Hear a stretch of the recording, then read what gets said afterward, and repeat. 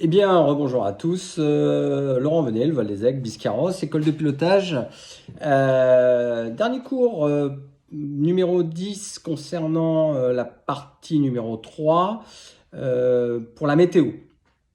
Donc là, on va parler sur ce cours de la perturbation des fronts chauds, froids, du ciel de traîne, etc., des phénomènes associés aux perturbations. Et puis on terminera sur une carte TEMSI et un message du type méta, savoir comment c'est construit. Donc cours qui va être un peu plus long que la partie 2, mais aussi très intéressant pour ressentir les phénomènes météo. Alors on va parler de masse d'air. Alors souvenez-vous, ces masses d'air avaient différentes caractéristiques de température, de pression, de vitesse de déplacement, de densité. Ok. Notre bonne vieille planète Terre prend des rayonnements du Soleil, et plus on s'élève en latitude, souvenez-vous, latitude court sur les coordonnées géographiques, cours de navigation, et bien, plus on s'élève en latitude, plus on arrive au niveau des pôles, plus les rayons du Soleil tangentent eh bien, la surface de la planète. À l'inverse, plus je redescends vers l'équateur, c'est-à-dire les rayons du soleil, cette fois-ci vont taper de façon perpendiculaire la surface de la Terre et donc avoir davantage d'impact en termes de rayonnement et de réchauffement de la masse d'air. Donc de cette position de la planète dans l'espace, en fonction aussi de la saison, c'est-à-dire que le Soleil, la Terre tourne autour du Soleil, et bien en fonction de son inclinaison, et bien ces variations d'impact des rayons du Soleil au niveau du rayonnement vont générer bien les saisons et puis les différentes variations de température. Cependant, on peut en trouver une généralité, c'est que généralement les masses d'air froides sont plus dans les hautes latitudes, et les masses d'air chaudes plutôt vers l'équateur. Okay, donc masse d'air froid, on va dire polaire, vers les pôles, masse d'air chaude vers l'équateur. Et au milieu, on va qualifier ça d'air tempéré. Donc on peut dire qu'il va s'affronter donc deux masses d'air principales, une masse d'air froide, voilà, plutôt située vers les pôles, puisque le soleil là-haut tangente, il ne va pas générer de fort rayonnement et d'augmentation de température, à l'inverse de cette mer d'air chaud ici, où le rayon de soleil tape de façon perpendiculaire, l'air tempéré au milieu. Donc ici, l'air froid polaire, ici, et puis en bas, plutôt l'air chaud équatorial. Okay, donc on voit qu'il y a un système ondulatoire qui va se créer, c'est pas une ligne droite totalement qui sépare l'air polaire de l'air chaud, de l'air équatorial. Et ces masses d'air vont avoir des caractéristiques. Donc le froid, il va plutôt être sec et dense, et le chaud, il va plutôt être humide et léger. Donc voilà. Donc ça, c'est déjà, on explique pourquoi il y a différentes masses d'air. Froide, chaude, dense, légère, humide, sèche. Ok ?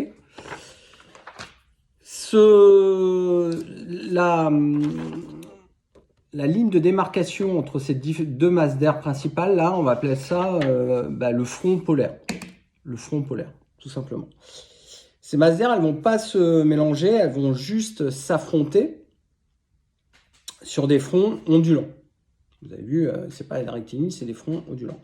Et puis ce front polaire, il va monter ou redescendre en fonction de la position de la planète autour du Soleil. C'est-à-dire que nous, dans l'hémisphère nord, en hiver, le front polaire il va avoir plutôt tendance à descendre et en été à remonter. D'accord ? Donc ça ne se mélange pas, mais à remonter ou à redescendre en fonction des saisons. Donc déjà ça. Ensuite, on va aussi, en fonction de la surface où les rayons de soleil arrivent, il va y avoir des caractéristiques. Par exemple, si le rayonnement s'effectue sur l'océan, on va plutôt avoir de l'air humide du type maritime. Sur une surface vraiment plane, type l'URSS, enfin la Russie, on va avoir plutôt du continental, etc.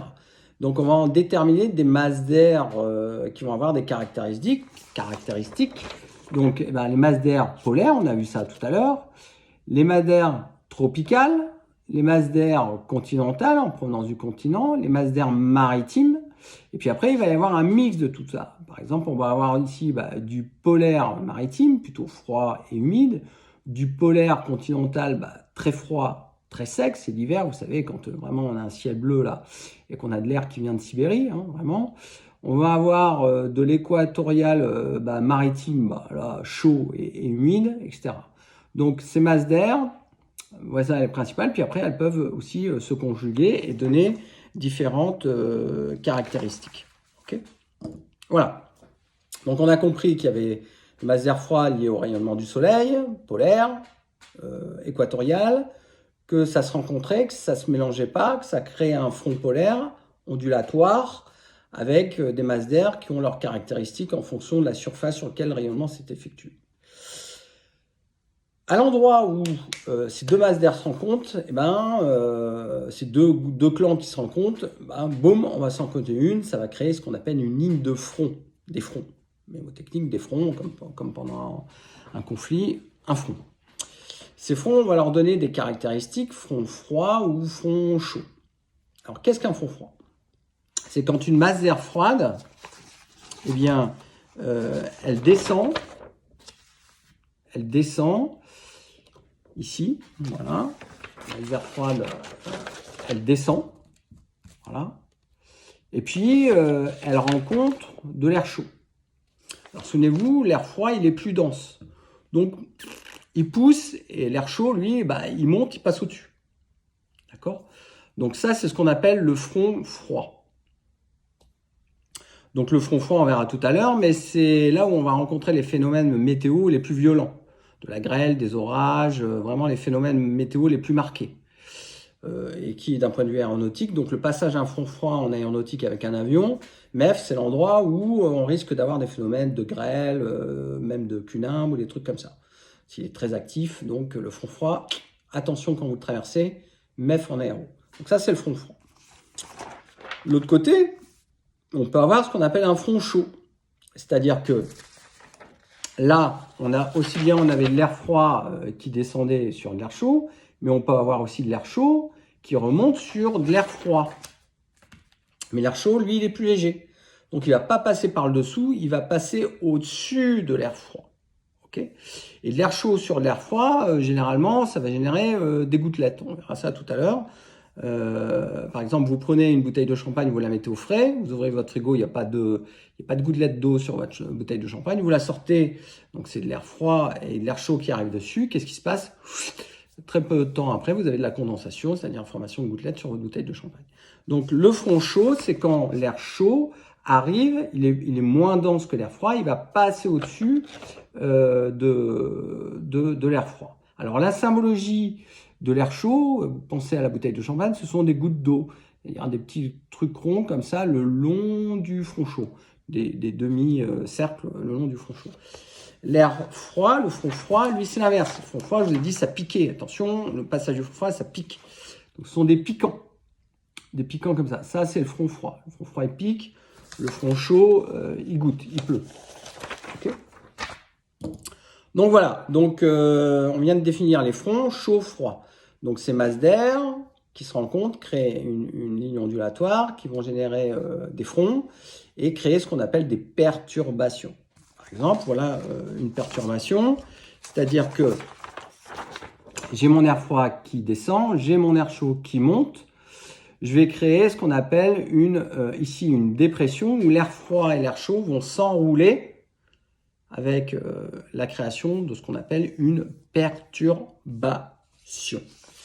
Alors, qu'est-ce qu'une perturbation? On va prendre une coupe verticale.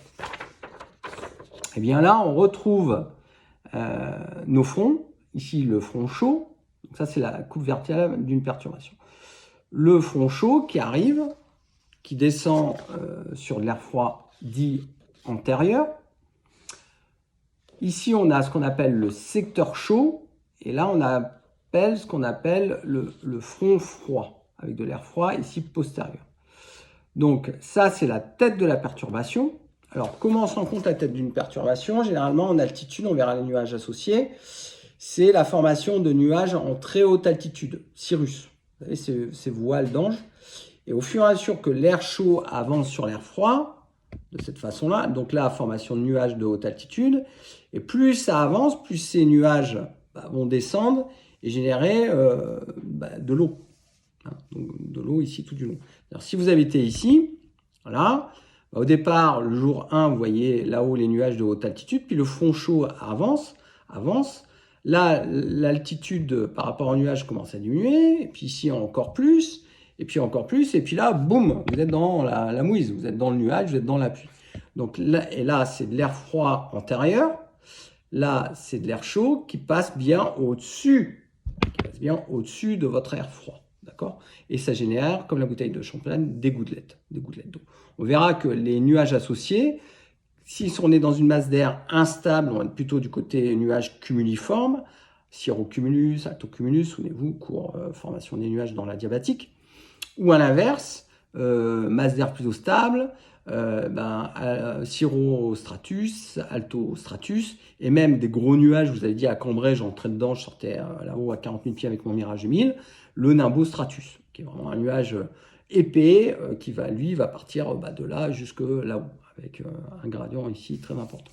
Okay, le nimbostratus. Donc ça, c'est le front chaud qui arrive sur de l'air froid antérieur. Okay, le front chaud, souvenez-vous, eh bien, le voilà ici, il est là, c'est le front chaud, eh bien, il est suivi d'un air chaud. C'est-à-dire que derrière, il y a de l'air chaud, là. Le front chaud, il est là, et là, il y a de l'air chaud. Derrière, ensuite, il va y avoir de l'air froid ici, le front froid. Donc là, de l'air chaud.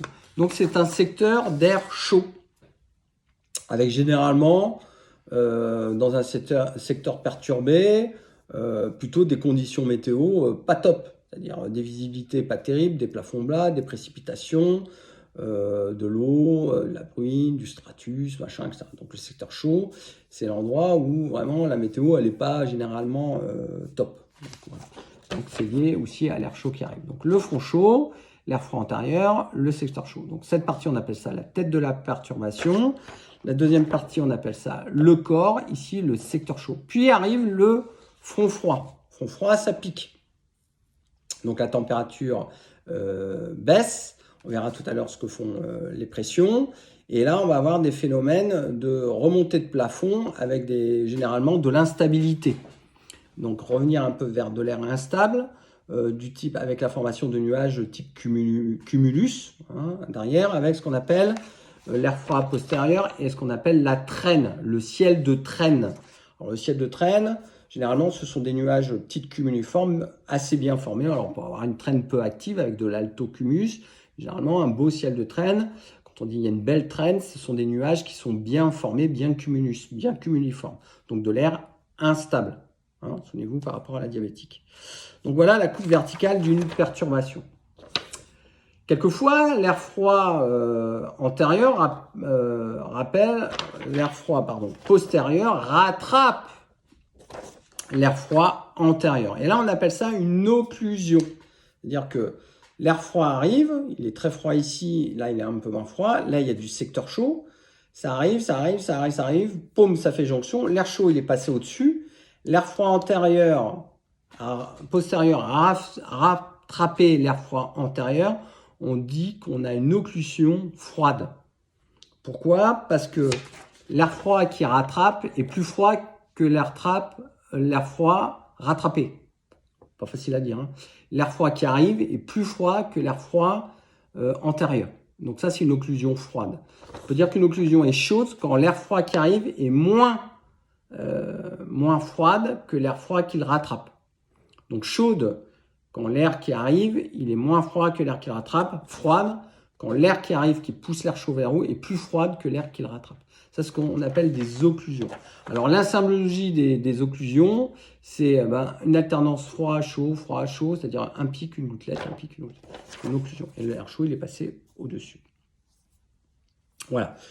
Donc, voilà comment naît une perturbation. Donc, c'est ces masses d'air qui rentrent en contact, qui vont créer des fronts. Un front chaud, un secteur chaud, un front froid, ça va se mettre à tourner, créer une dépression. Et souvenez-vous, la dépression, ça tourne dans le sens inverse des aiguilles d'une montre. Ok? Donc, dépression, je tourne pas bien, je tourne dans le sens inverse des aiguilles d'une montre. Alors, les nuages associés à une perturbation. Alors, selon que la masse d'air est plutôt une caractéristique d'instabilité ou de stabilité, les nuages associés vont être un peu différents. Généralement, ce qui annonce le front chaud, ce sont les cirrus. Souvenez-vous, vous êtes ici, il fait beau, vous voyez ces nuages d'anges, c'est-à-dire ces cirrus sont des voiles, là, comme des petits voiles de mariée, en très haute altitude qui vous masquent un peu le rayonnement du soleil. Mais il fait beau, vous volez ici.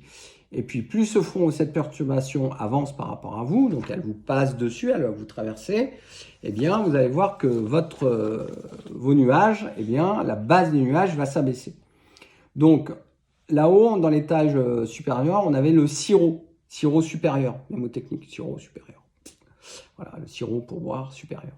Donc cirrus, alors si c'est masse d'air stable, hein, ben, on va du cirrus stratus. Donc c'est des nuages un peu plus épais que le cirrus en haute altitude, ou cirrocumulus, c'est-à-dire un peu plus épais et un peu plus joufflu que le cirrus stratus.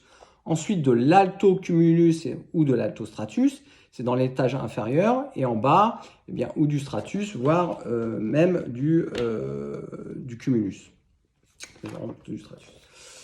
Et là, surtout s'il y a un critère vraiment d'instabilité, de stabilité marquée avec des nuages sur toute la présence, ce nimbostratus. Au milieu, vous avez le secteur chaud.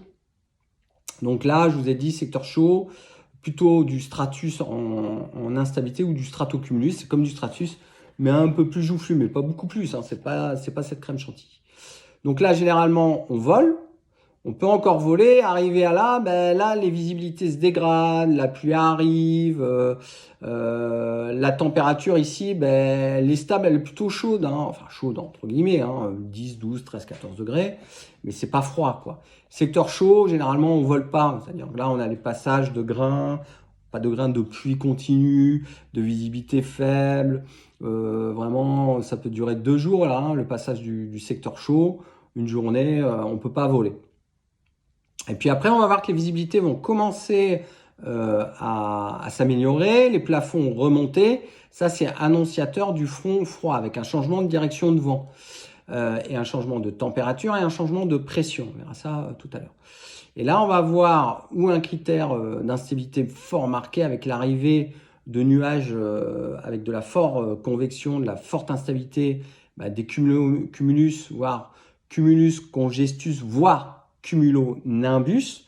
Cumulonimbus, nuage très dangereux à éviter, donc tonnerre, foudre, turbulence, grêle, vent violent, thunderstorm, etc., etc. Donc ça, faut pas. Là, vous êtes ici à votre aéroclub, vous volez plus, vous attendez, vous voyez le truc arriver. Là, vous sortez pas l'avion, hein, vous attendez de voler ici dans ce qu'on appelle le ciel de traîne. Et encore dans le ciel de traîne, on peut avoir des phénomènes violents, de vent rafaleux, d'averses sous les cumulonimbus. Et dans la traîne, généralement, on arrive quand même à voler. Hein, ok. Donc voilà. Donc voilà. En termes de température, qu'est-ce qui se passe? Ici, les températures sont plutôt chaudes, elles se maintiennent et là, boum, elles baissent brusquement. C'est l'arrivée du front froid parce que ça, c'est de l'air froid postérieur. Et que font les pressions? La dépression qui arrive, la perturbation qui arrive, généralement, génère une baisse de pression. La pression, là, elle se casse la gueule, là, elle est stabilisée. Puis, avec l'arrivée de l'air froid plus dense, les pressions vont remonter. Au passage du front froid, vous allez voir l'inversion des pressions. Boum, boum, elles repartent. Température se casse les figures et les pressions remontent. Voilà. Voilà pour les nuages associés à une perturbation. Donc, vous, si vous faites une navigation, eh bien, vous allez consulter une navigation long range des cartes, ce qu'on appelle les cartes TEMSI. Alors là, excusez-moi, c'est la première fois que je vais faire ça avec vous. On va inverser tout simplement l'image. Et là, on voit une carte TEMSI. Alors, qu'est-ce que fait ces cartes TEMSI? Eh bien, elle va nous résumer la situation. Ici, on voit le front chaud, le front froid, pardon, les pics. Et ici, le front chaud, et là, le secteur chaud. Et si vous faites une nave Bordeaux, là ça doit être Nice, ou Marseille, un truc comme ça, non, plutôt Nice, eh bien vous voyez que vous allez traverser le front froid, le secteur chaud et le front chaud. Et là, on vous donne des informations. Par exemple, ici, ça veut dire que vous avez un plafond des nuages à 2700 pieds. Et là, c'est mal barré parce qu'il y a plein de nuages. Ici, vous avez 3500 pieds. Sur le côtier, ça va passer. du stratocumulus. Par contre, ici, vous avez le passage du front froid. Et je vous avais dit, attention, le front froid, c'est l'endroit le plus dangereux. Regardez ici, givrage. Ça, c'est la symbologie du givrage. Ici, c'est du cumulonimbus, CB, de 3000 pieds au niveau 270. Et là, de la turbulence sévère, avec de la pluie, etc. Donc, ce passage du front froid, là vous en tirerez pas. Vous ne pouvez pas passer. Il ne faut pas y aller. Donc, vraiment, cette carte MC, elle vous fait une image ici de ce secteur de perturbation avec tous les différents fronts. Alors ici, par rapport au cours précédent, vous souvenez-vous, là, il y a 120 nœuds. C'est ce qu'on appelle un jet. Donc, il est au niveau 280 à 28 000 pieds. Voilà. Donc, je vous engage à regarder la symbologie de la carte MC avec toutes ces symbologies. Ça vous aidera pour comprendre ce cours que nous venons d'effectuer. Alors, le METAR, message d'observation, alors c'est assez barbare. Cependant, il y a des choses qu'on peut retrouver. Alors, Q, le code Q, qu'est-ce que ça peut être? Eh ben, Q, QNH, QFU, QFE. QFU, non. Q, ça, c'est la pression, c'est QNH, c'est la pression, c'est le QNH qui règne au niveau de la mer. Ensuite, qu'est-ce qu'on peut retrouver ici? Souvenez-vous, on a des informations d'une masse d'air, le vent, les températures, les pressions, la densité. Alors, et puis les caractéristiques de cette masse d'air en termes de météo, de nuages ou de phénomènes associés. Ici, KT. KT, c'est l'info du vent. Donc, eh bien, le vent, 180, 10 à 20 nœuds. Ah bah ça y est, j'ai déchiffré ça, j'ai déchiffré chez ça. Je reviens ici. LFBI, ça peut être quoi? Ben ça, c'est le code OACI de la plateforme sur lequel je vole. Et ça, c'est la date et l'heure. Et ça, c'est du Zulu, c'est pas du local. Donc, +1 ou +2 en fonction de la saison. Ben ça, j'ai déchiffré. Ah, ici, RA, ben, c'est de l'anglais. Rain, il pleut. 3500, c'est une visibilité horizontale. J'ai 3500 mètres de visibilité horizontale. Là, je ne sais pas ce que ça veut dire, et là, je ne sais pas. Alors, 5M01. Ah, bah ça serait peut-être la température. Bah, il fait 5 degrés, et la température du point de rosée, souvenez-vous, la diabatique, eh bien, elle est à -1. Ça veut dire que M pour minus, c'est moins. Ils n'ont pas mis un signe moins, ils ont juste mis le -. Ça veut dire qu'à partir de -1, on a une transformation de l'état de vapeur à l'état de goutte. Donc, on a de la condensation. Et ici, au vert K, ça veut dire que j'ai plein de nuages, à 23, 2300 pieds. Voilà. Donc, alors, tout ça, évidemment, ça nécessite de l'entraînement. C'est pas le but de ce cours de vous donner toutes les ficelles, mais sachez que vous avez des applications comme SDVFR qui vont vous aider à comprendre,